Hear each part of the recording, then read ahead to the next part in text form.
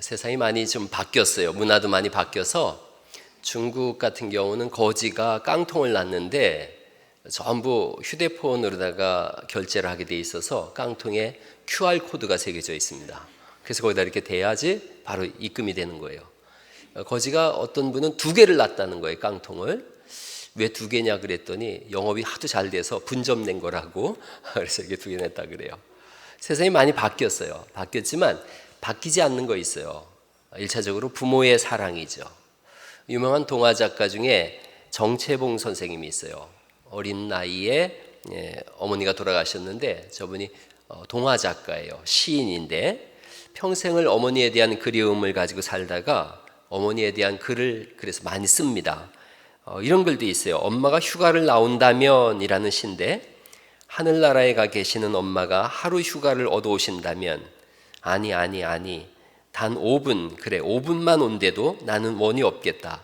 얼른 엄마 품속에 들어가 엄마와 눈맞춤도 하고 젖가슴도 만지고 그리고 한 번만이라도 엄마하고 소리내어 불러보고 숨겨놓은 세상사 중 딱 한 가지만 억울했던 그 일을 일러 바치고 엉엉 울겠다. 이런 표현도 썼어요. 이분이 돌아가셨는데 그러면서 또 자녀를 향해서도 이런 글을 썼어요. 너를 생각하는 것이 나의 일생이었지라고 하는 시인데 모래알 하나를 보고도 너를 생각했지. 풀잎 하나를 보고도 너를 생각했지. 너를 생각하지 않게 하는 것은 이 세상에 없어. 너를 생각하는 것이 나의 일생이었지. 여러분 이 엄마의 사랑, 아빠의 사랑, 부모의 사랑 못지않게 그 사랑의 근원 되시는 분이 있는데 우리 주 하나님이신 줄 믿습니다. 하나님의 사랑, 거기서부터 모든 사랑은 흘러나와요. 마태복음 오늘 우리가 읽은 26장 2절 말씀을 보시면 이렇게 시작되어져요. 너희가 아는 바와 같이 이틀이 지나면 유월절이라 인자가 십자가에 못 박히기 위하여 팔리리라 하시니라 이렇게 말씀하세요. 십자가에 못 박히시기 위해서 오셨다라고 말씀하고 있고 그리고 28절입니다. 28절 말씀 같이 한번 읽어볼까요? 시작. 이것은 죄 사함을 얻게 하려고 많은 사람을 위하여 흘리는 바 나의 피 곧 언약의 피니라 이렇게 말씀하세요. 연결하면 이렇습니다. 우리를 살리기 위해서 십자가에서 자신을 내어놓겠다라는 말씀이죠.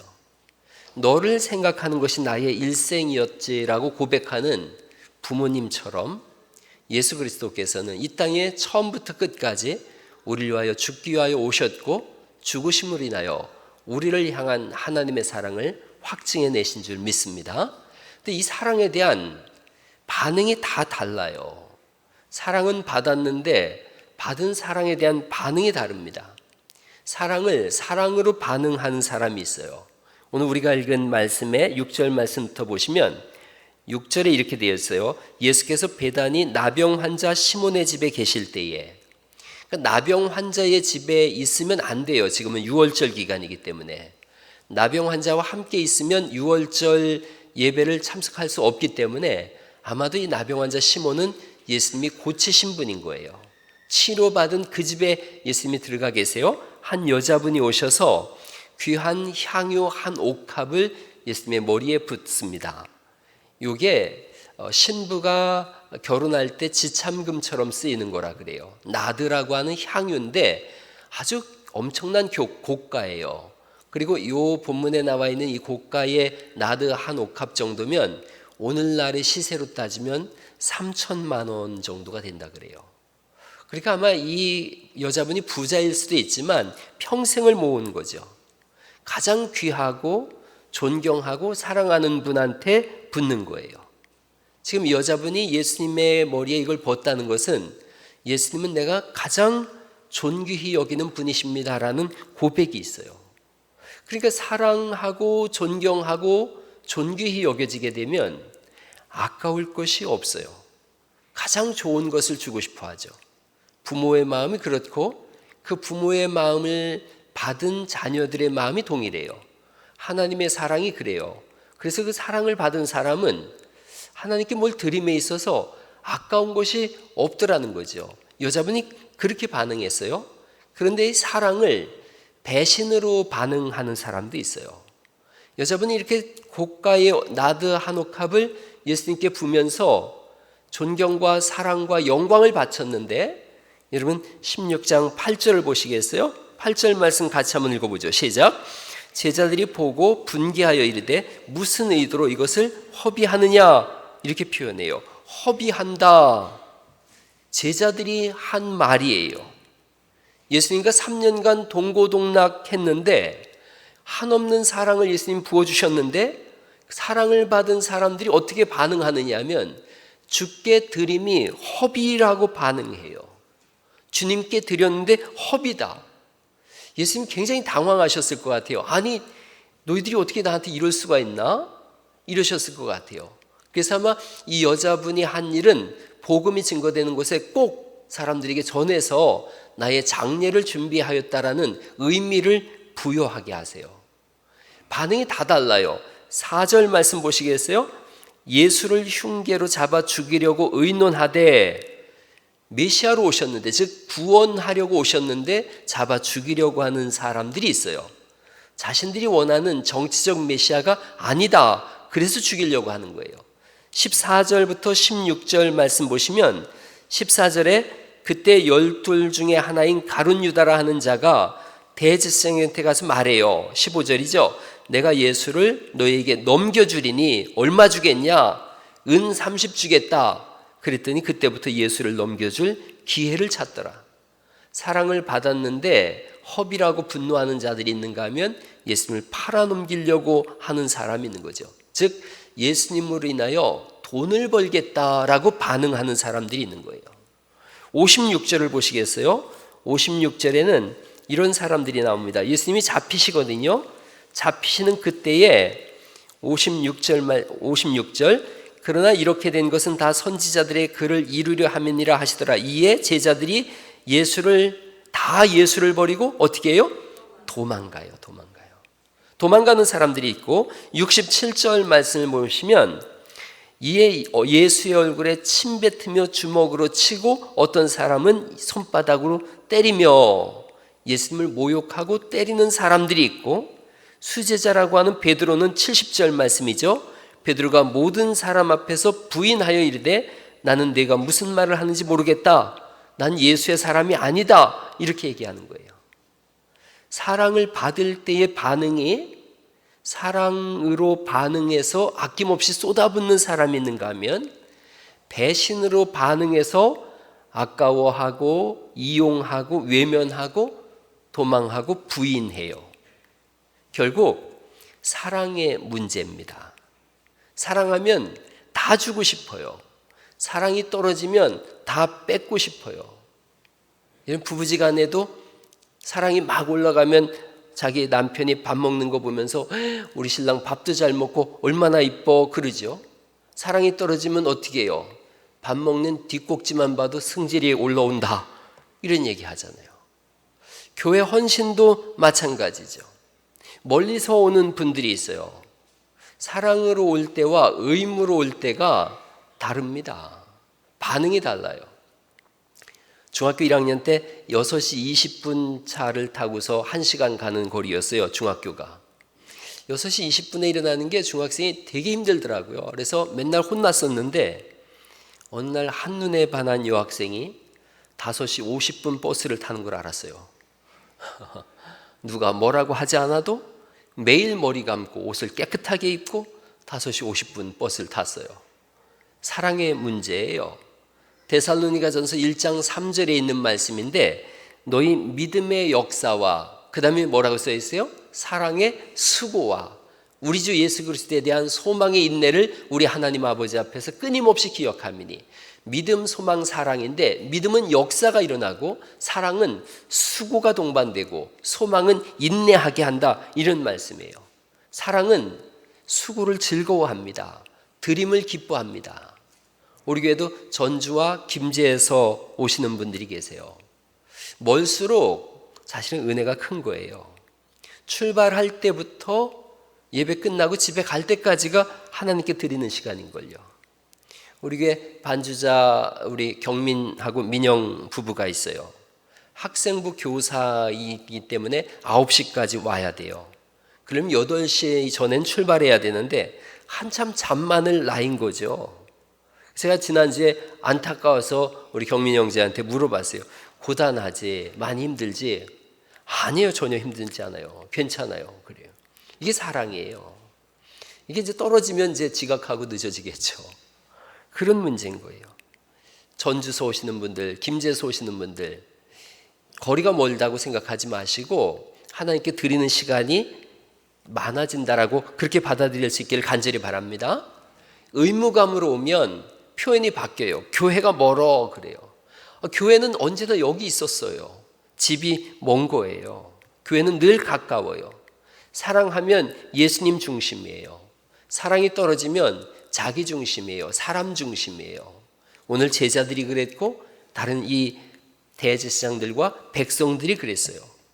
여러분 26장 3절에 대제사장과 백성의 장로들이 나오는데 처음 직분을 맡았을 때의 이분들을 생각해 보세요.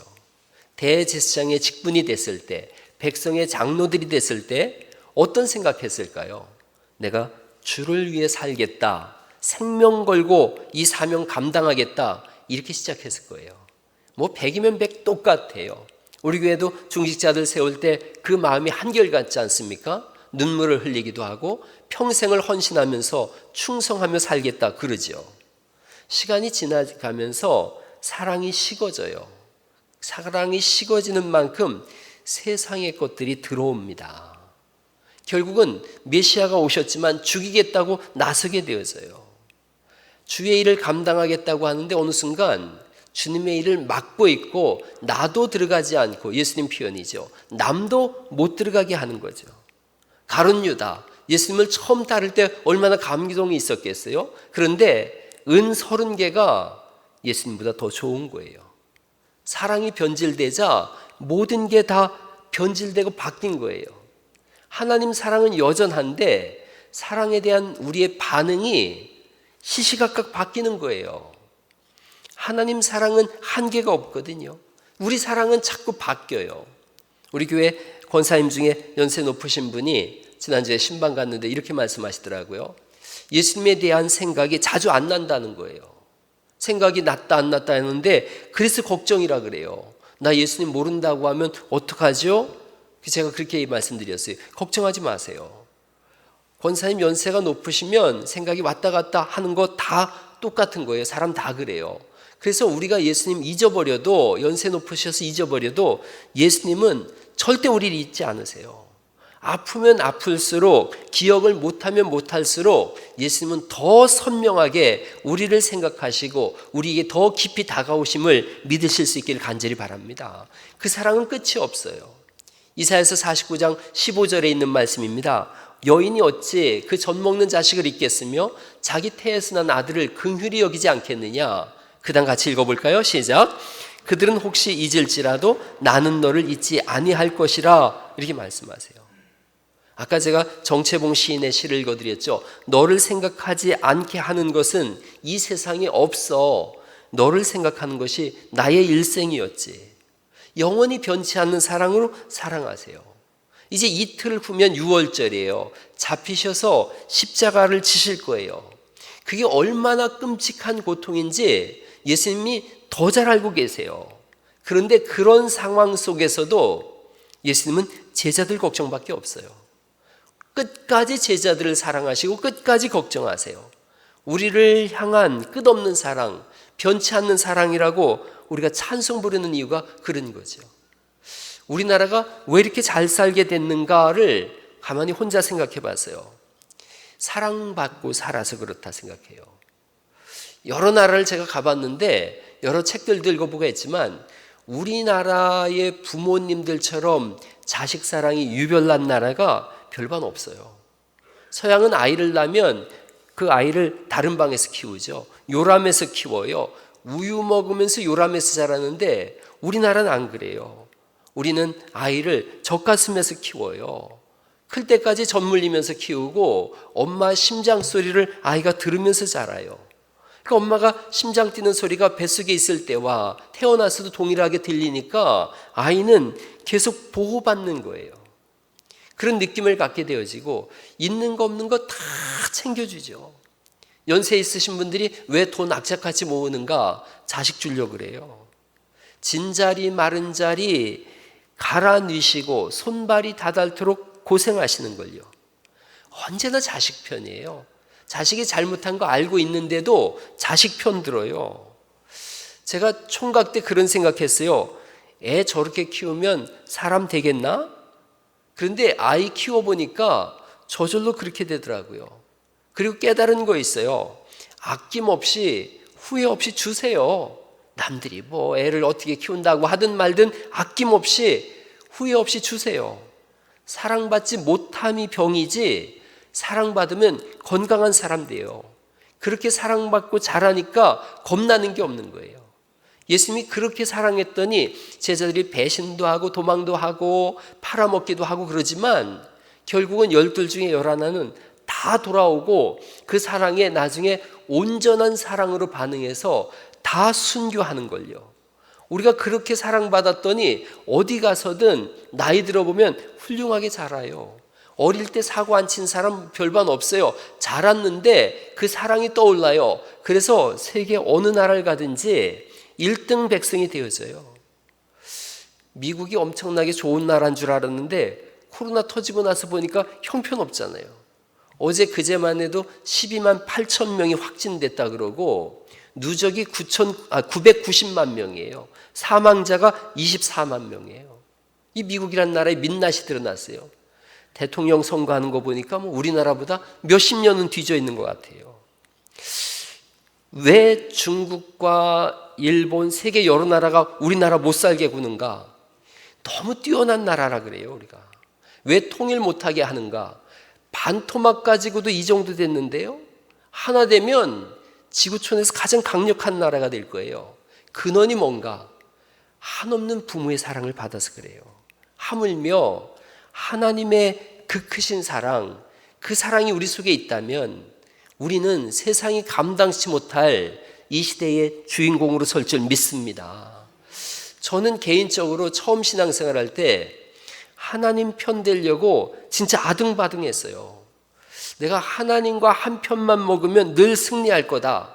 하나님하고 한 편 되려면 어떻게 해야 되나? 열심을 내자. 기도도 열심히 하고 또 하나님 편 돼야 되겠다. 성경도 열심히 읽고 날마다 예배당 청소도 하고 그랬어요.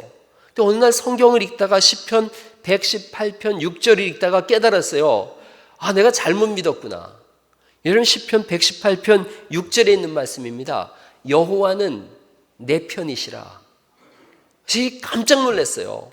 나는 하나님 편 되려고 애를 썼는데 성경을 가만히 보니까 하나님이 오히려 내 편 되시려고 애를 쓰시더라고요. 내가 하나님 편이 아니라 하나님이 내 편이시더라는 거예요. 이게 완전히 달라요.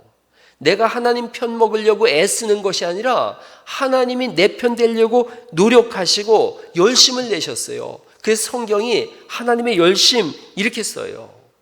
십자가에서 우리를 구원하시면서 하신 말씀이 나는 내 편이다 이런 거예요. 여러분, 집집마다 남편 하나씩 있잖아요. 걱정하지 마세요. 하나님이 누구 편이라고요? 내 편이세요. 한번 따라해 보세요. 하나님은 내 편이시다. 예, 내가 하나님 편이 아니에요. 하나님이 먼저 오셔서 내 편 되신 거예요.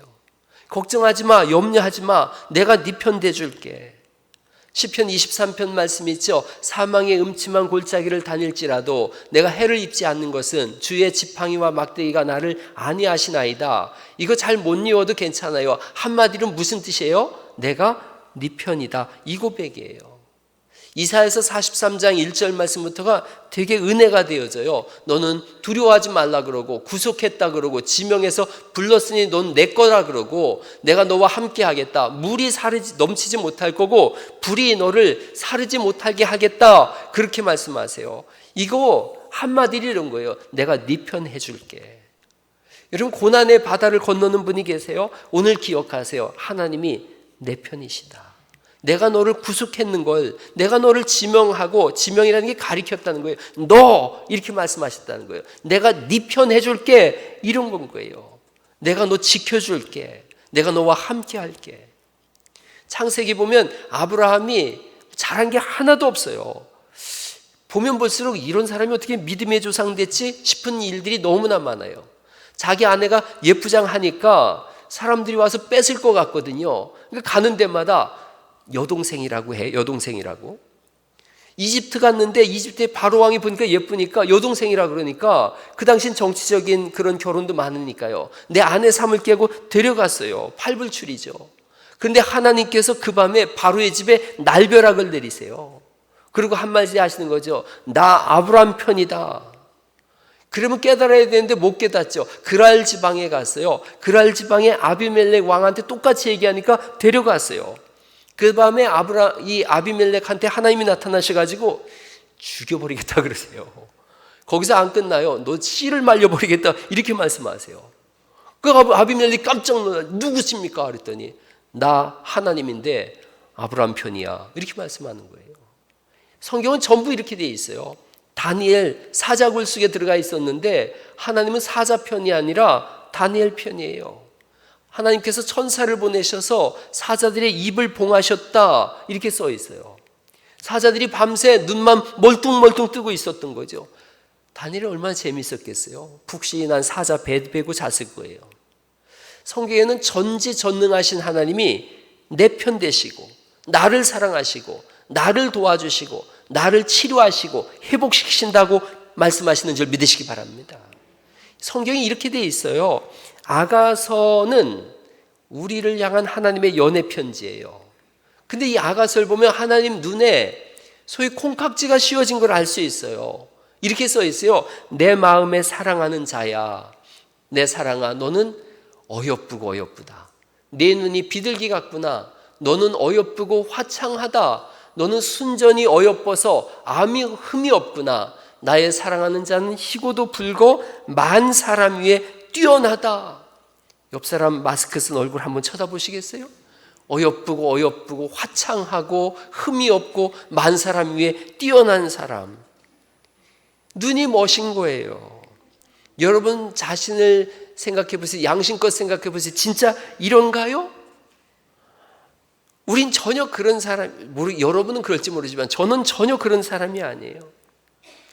혈액형별 매력 탐구에 대한 결론이 있답니다. A형 손 들어보세요. A형, 소심하고 지랄 맞다. 이게 A형이에요. B형 손 들어보세요. 고집 세고 지랄 맞다. O형 손 들어보세요. O형, 욱하고 지랄 맞다. AB형, 본디부터 지랄 맞다. 이게 우리예요. 여러분 여기서 제가 생각해 볼 때 참 다 맞아요. 그런데 하나님은 이렇게 안 보시고 어여쁘고 어여쁘다. 어여쁘고 화창하다. 어여뻐서 흠이 없다. 뛰어나다. 내 편 들어주시는 거예요. 제가 좋아하는 글귀 있어요.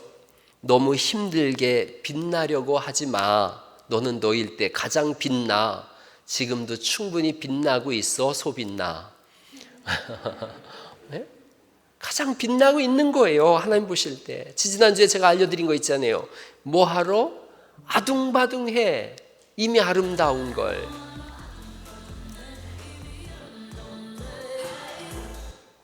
방송실이 굉장히 센스가 있어요. 하나님이 이미 아름답다고 하는 거예요. 저는 무슨 형 같아요? A형입니다. 소심하고 아주 지랄 맞아요. 봐줄 구석이 하나도 없어요. 그런데 여러분 아시다시피 제 아내는 죽기 살기로 저를 사랑해요. 매일 정말 이쁘다 그래요. 우리 어머니 살아계실 때 어머니가 진지하게 아내한테 묻더라고요. 네 눈에는 제가 진짜 이뻐 보이냐? 그러니까 아내가 그러는 거예요. 어머니 눈에는 안 이뻐 보이시나요? 저렇게 이쁜데? 그러더라고요. 뭔가 콩깍지가 씌워진 거죠. 하나님이 그렇게 하세요. 하나님은 콩깍지가 씌워진 게 아니라 십자가를 통해서 우리를 보시는 줄 믿습니다. 그러니 우리 볼 때 긍휼과 사랑과 이런 아름다움, 이걸 헤세드라 그래요. 구약에서는 헤세드라는 표현을 써서 긍휼, 사랑, 인애, 자비 이렇게 말씀하세요. 이름이 긍휼이란 단어가 엄마의 자궁이라는 표현하고 같은 어원이에요. 엄마가 아기를 뱃속에 가졌을 때에 어쩔 줄 모르고 애지중지하듯이 하나님이 그렇게 하시겠다는 거예요. 정호승 시인이 세월호를 추모하면서 추모시를 썼는데 그 읽으면서 눈물이 좀 나더라고요. 이렇게 썼어요. 제가 중간중간에 보면 꽃이 진다고 그대를 잊은 적 없다. 별이 진다고 그대를 잊은 적 없다. 팽목항의 갈매기들이 날지 못하고 팽목항의 등대마저 밤마다 꺼져가도 나는 오늘도 그대를 잊은 적 없다. 봄이 가도 그대를 잊은 적 없고 별이 져도 그대를 잊은 적 없다. 자식을 사랑하는 사람을, 가족을 잃은 사람들의 마음이에요. 그런데 하나님은 우리에게 똑같이 말씀하세요. 나는 너를 잊은 적 없다. 십자가에 매달려서까지도 하신 마지막 외침이 뭐예요? 저들의 죄를 용서해 주옵소서예요. 26장 6월절을 이틀 앞두고 계세요. 온전히 십자가를 걱정하지 않고 제자들을 걱정하고 계세요.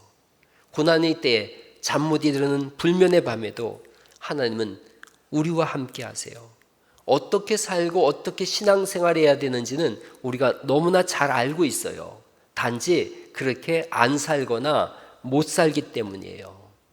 그런데 오늘 결심하세요. 그 무궁한 사랑을 알면 바르게 반응할 수 있으니 이제 그렇게 살아보자.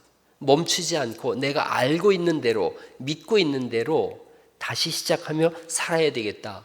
이 결심을 하셔야 돼요. 말씀 정리해 보려고 그래요. 오래전에 아버지가 너무 가난한 거예요. 막노동을 하는데 한 번도 구두를 신어본 적이 없고 다 떨어진 운동화 신으면서 아이 둘 키워요. 중학생 3학년, 1학년 딸하고 아들을 키워요. 어느 날 이 두 아이가 결심했어요. 우리 아빠한테 구두 한 켤레 선물하자. 그래서 두 아이가 버스비를 아껴요. 학교를 걸어 다닙니다. 매일매일 그 아버지를 위해서 구두를 사주기 위해서 모으는 돈으로 기뻐합니다. 두 아이가 2만 원을 모아서 구두를 샀어요. 그 구두를 아버지한테 드리면서 딸이 편지를 썼습니다. 아버지는 막노동을 하십니다. 늘 낡고 낡은 운동화를 신고 다니십니다. 그러나 한 번도 아버지가 자랑스럽지 않은 때가 없었습니다. 아버지가 우리를 사랑하시기 때문입니다. 신앙생활 하시면서 넘어질 때도 있고 시험 들 때도 있어요. 사랑이 식어질 때도 있어요. 그러나 하나님의 사랑은 영원하고 무궁한 사랑으로 우리에게 흘러오기에 하나님이 자랑스럽지 않을 때가 없었고 하나님을 인하여 실족할 일이 없습니다. 십자가를 앞에 두고 주님이 말씀하시는 거예요. 26장 전체가 그 말씀인 거예요. 내가 너를 사랑한다. 내가 네 편이다. 그 사랑으로 다시 일어나시고 그 사랑으로 다시 사랑하시고 그 사랑으로 다시 살아가는 은혜가 있기를 예수님의 이름으로 축원합니다. 우리 함께 찬양하실까요? 교회여 일어나라 주께서 부르시니 라는 찬양입니다. 이 찬양하시고 오늘 기도하실 때 아픔과 고난 속에 있는 분들을 위해서 함께 기도하시고 그 사랑이 우리 속에서 흘러넘쳐가는 가장 귀한 시간 될 수 있길 바랍니다.